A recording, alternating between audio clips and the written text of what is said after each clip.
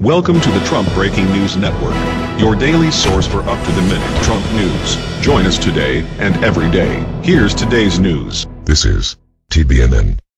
We interrupt this video to bring you a special announcement. We will continue with your video after this short announcement. There is a massive boycott with YouTube and its advertisers happening right now.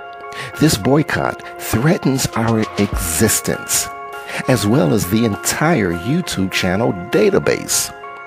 You can do a search on Google to confirm this boycott. We urge you to help by supporting our channel with a $1 donation, just $1, to help offset our growing expenses. Our staff is working diligently to keep you informed and up to date on events and intel that you have grown accustomed to receiving. Our staff produce over 70 videos on a daily basis in English and in Spanish. This is a tremendous undertaking. This is why we use a computerized voice, because of the massive amount of information we provide for you. We accept PayPal donations, and our donation link is below in our description. When the boycott is over, we'll let you know. This is a serious situation for YouTube and its advertisers. If you appreciate our channel and the intel that we provide for you, then please consider this much needed $1 donation. I want to personally thank you in advance for your support. Victory of the light. And now, here is your scheduled video.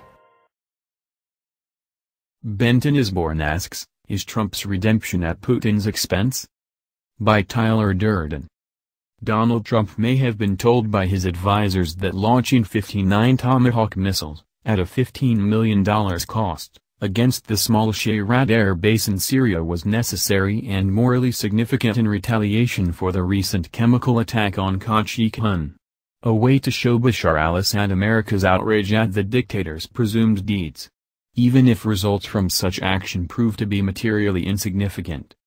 But, was it wise or even prudent to take such unilateral action without international and/or UN prearranged support?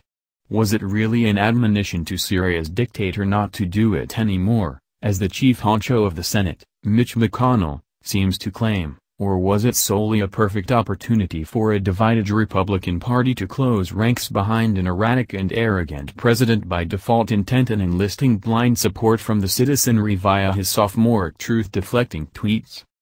Could this single action by the POTUS redeem him from 2 years of incredibly stupid oratory and a mounting litany of Munchausen lies, and bring him back to good graces with at least the slim majority of Americans?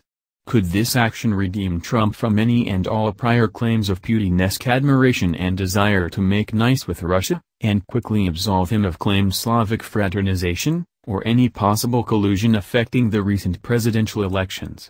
Most important of all, could such military deed put Donald Trump in dress uniform as Commander-in-Chief of the free world, a chosen stalwart title self-awarded by Imperial America? Answers to these questions, whether from domestic polls or overseas voices, are likely to be heard soon.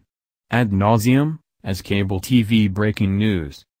American public opinion, molded by a less than inquisitive mainstream media and two similarly hawkish political parties, has selected Russia to be America's enemy number one.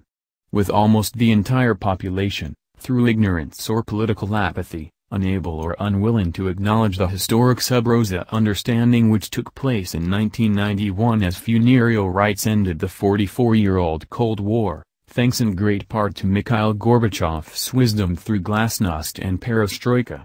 And not so much to Reagan's peace efforts or his personal charm. Not content with the humanity of peace, some Americans, unfortunately those holding the reins of power, prefer to hear the sound of victory bells, not those of compromise, and any patriotic, or influential, resurgence in old enemies, no matter how geopolitically restricted, is viewed as endangering U.S. interests, a challenge to U.S. global empire. To state it any other way would be at best deceiving, and at worst a lie. Chances are that all investigations aimed at finding collusion between Trump's rickety presidential campaign gang and a Russian government connection are likely to yield only circumstantial tidbits, but nothing that could be termed conspiratorial by a long shot. We are not delving here into any state-sponsored cyber spying or allied disinformation that both Russia and the U.S. engage in to influence elections, or the success that either nation might have in that arena. Unfortunately for hawkish politicians in the U.S., led by Senators McCain and Graham, former Secretary of State Clinton and a queue of long-standing adherents of global dominance, Russia will not become the scapegoat. We would be remiss to question Vladimir Putin's disdain for Hillary Clinton, or his preference for the election of Trump. It stands to reason that Clinton's inflammatory rhetoric extending back 6 years left discordant notes in the Kremlin, while Donald Trump's friendly attitude towards Putin and Russia augured the prospect of a reset in U.S.-Russia relations with mutual benefits for both nations, including cooperation that could bring a semblance of permanent peace in the Middle East. But Putin may have misjudged Trump's helter-skelter brain, and how it gravitates to a single destination unaffected by constraints of idealism or loyalty, a temporal destination solely dedicated to the veneration of oneself, the cathedral of narcissism exhibiting the obligatory T at its main portico. And the opportunity that magnificently presented itself via the images of babies, toddlers in Khan Sheikhun said to be victims of al-Assad's chemical attack. Images that Donald Trump appropriated and used in his hypocritical flight from political trouble. A new and improved Donald Trump is about to land at the White House, an anti-Russian Trump worthy of McCain and the Pentagon falconry, a Trump leaving behind, probably, embarrassing investigations, a Trump forging ahead as an astute politician. Ready to join, and likely lead, America's political mainstream, the mainstream he said to detest before his capture of the presidency. Has Vladimir Putin, unwittingly, provided Donald Trump with a free ride to an unmerited redemption? That's the news. Join us here every day. Be sure to subscribe and click the bell. See you next time. This is TBNN.